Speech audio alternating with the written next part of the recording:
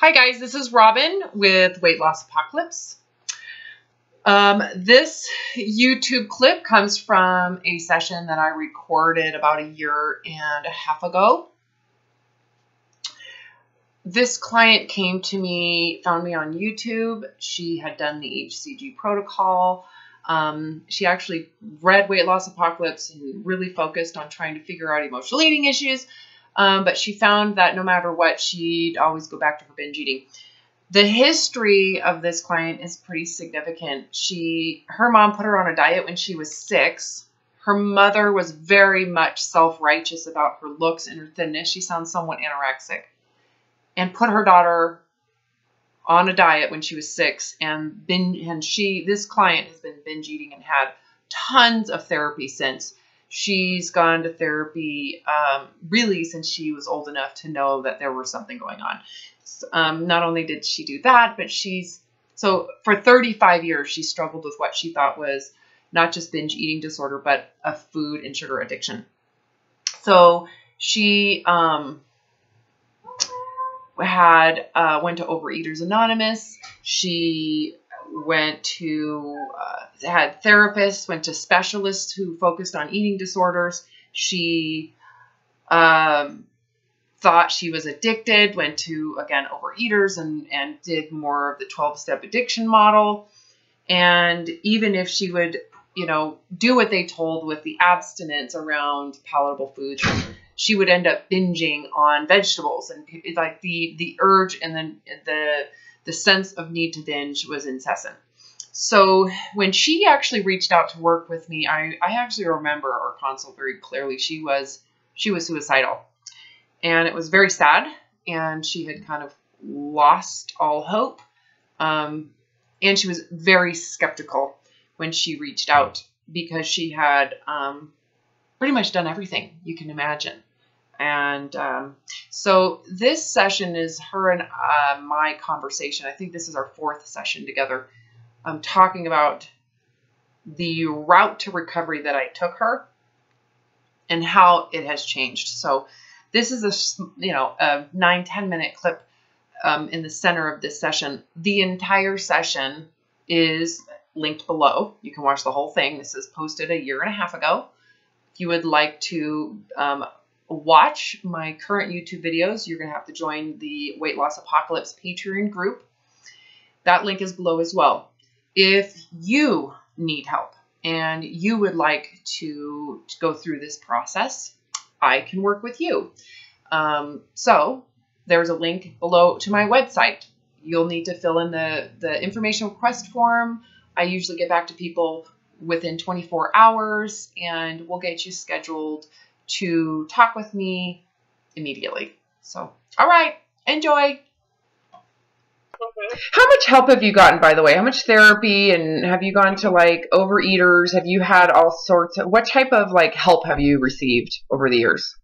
Oh, it's so much. I've been in counseling pretty much all my life. My mom put me into that when I was in junior high, because it's my problem. And then, but pretty much all my life, I've been in some type of counseling. I've been through a lot of like eating disorder specific type of counseling. I've been in groups before that encourage like eating according to, to fullness, that was the way that they presented it. And then, I've been to OA off and on over the years. OA is Overeaters Anonymous. Okay. Yeah. So you've had, have you seen any specialists with eating disorders? I mean, have you ever seen okay. Okay. So, and you could maybe look back and go, there was always something you got from it, maybe an understanding. Am I right or wrong? That there's always some benefit to that. It's not like you've gotten nothing out of it. Definitely. Mm-hmm. Definitely. Yeah. But I will also say that it was really frustrating too, because it felt like I'm putting in the time, I'm putting in the effort, I'm going through these painful emotions, and everything's a process, and we are where we are at the time we are, but it was really frustrating because it was it didn't feel like I was getting anywhere. And I would just, I would go to therapy and then just binge, so. Yeah, and did they tell you were addicted to sugar? Or oh, yeah. A food addict? Yeah. Tell me this, what was the biggest enabler that you see now? Now, from where you're at, where do you see the biggest, like, this is where they're going wrong? Because at this point, you have a degree of you have a comparison. Right. Like, where are the blinders? I don't want to say where they're going wrong, because they're doing the best they can, but where are they blind to reality? Yeah. Well, I think that, and this one's, I still really struggle with this one, but the whole concept of, like, accept your body, as it is now, but also, like, accept yourself fat all of your life. Now what are you going to do? And stop worshiping, sin, supremacy. Stop subscribing to that ideal. Yeah, that being thin or fit or healthy makes you superior as a human being. Right. Yeah, that is a pretty big cornerstone to this. Don't you agree that that's kind of like, that's pretty much the root, seed, cause, cornerstone, everything? If you look, yeah. So that you can see clearly now. And how has that affected your relationship with food over the last week and a half, 2 weeks that we've been working together? Yeah, so that's weird. But, it's like, I'll have the impulse to eat for emotional reasons. And so, like, what I'm learning is, like, that's like the canary in the coal mine that I have to, okay, so what's going on, and am I worshiping thinness, or am I imposing some type of extrinsic ideal, Yeah. And then by doing that, it's like, gone. Normally it'll go right away. Now sometimes it's a little more intense. Mm-hmm. Yeah, especially if you've already convinced yourself you're going to binge, like if you've already negotiated for food. Have you noticed that you are totally negotiating for food? Oh, yeah. Yeah, the whole thing is logical. You are planning. You're intellectualizing the entire thing. Do you see that now? Mm-hmm. Isn't that amazing? Considering before you thought that it was, I'm addicted, I can't stop it, it's an impulse, it just takes me, I just don't know what I'm doing. And now you're like, no. I am in complete control over what I'm doing here.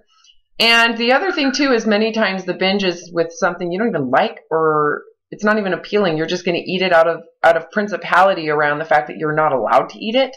So you're going to eat that anyway. So anyways, so tell me where you're at in terms of this process and what you want to share with the viewer here.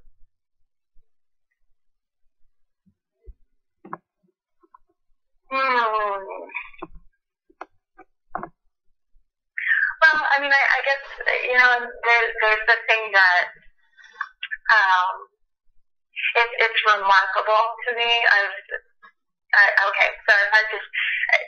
It's remarkable to me, not just how my attitude is starting to change around food, the fact that, like, the shift to not judging everyone around me based on what they look like. And everyone, male, female, old, young, regardless of what people look like, not having that first initial tendency to judge people based on how they look, like that has really shifted. And tell me how that's impacted your overall mood. Oh, my mood is dramatic. I had the experience, and I have a good job. It's a good, it's an interesting job. But I would like just dread it, and before we started working together, and I had the experience and I would often like negotiate eating at work because it's so stressful. And I was working the other day, and I felt myself get hungry, but I was truly enjoying what I was doing, and I didn't want to stop working to go eat. And that I don't think that's ever happened. And so just being able to feel like really just immersed, or to feel real enjoyment from my job, from everything. Like, I mean, it's just weird how much more I'm appreciating. I mean, I don't feel suicidal. And we haven't been working together all that long. I mean, we've been working together for a couple of weeks. You know, so it's pretty amazing. This is our 6th hour. Yeah. Yep. Yeah. Granted, once you and I talk, there's all sorts of processing that you're doing. All I'm doing is saying, here, why don't you look at it this way? And you're going, oh my God, I never thought that view existed. Holy shit, I should think about that. And now you're thinking about it. What you should be feeling is this relaxation in your head. You should feel like you have space in your brain now. And there's thinking that's going on. And the other thing that you should feel is that the chains that you've had so tightly held in the bondage that you've had should feel like you are letting it go. It's not letting you go. You're letting it go. Mm-hmm. You get that sense that it's yours. You're the one who is releasing this. That to me is the most powerful part of this process, is that it is a process where you surrender it. And so what's the likelihood you're going to suffer from this when this is over? Mm-hmm. Right. It's, you know, it's like a decision to let go of suffering. And, you know, I mean, why would you want to pick that up again? Oh, exactly. And you're not doing a program that's out here. It's not, the program isn't making this happen, is it? I don't have a program. This is not a program. You sent a message to me before we started. Can you give me an idea of how this works? You are not the only one that's done that. I'm like, this works organically. You and I talk. We have conversations. In each conversation, we open up and expose and open your mind and open. It's like stretching your head open. And you're like, it's like yoga, right? It's like an emotional yoga. I'm going to stretch this out. And all of a sudden you have more air in your brain and you can think a little differently. And now it becomes, and now there's a difference, right? From the way you were thinking before and the way you're thinking now. And you have a sense of it. Yeah, totally. Mm-hmm. All I'm doing is having a conversation with you, isn't it? The truth. Yeah, no, totally. Yeah. And it's weird because I'm starting to differentiate when I'm like, I don't know. It's like flipping a switch. It feels like flipping a switch. Oh, you sound like my other clients that are on these YouTube videos right now. Oh, it's like cling. It is.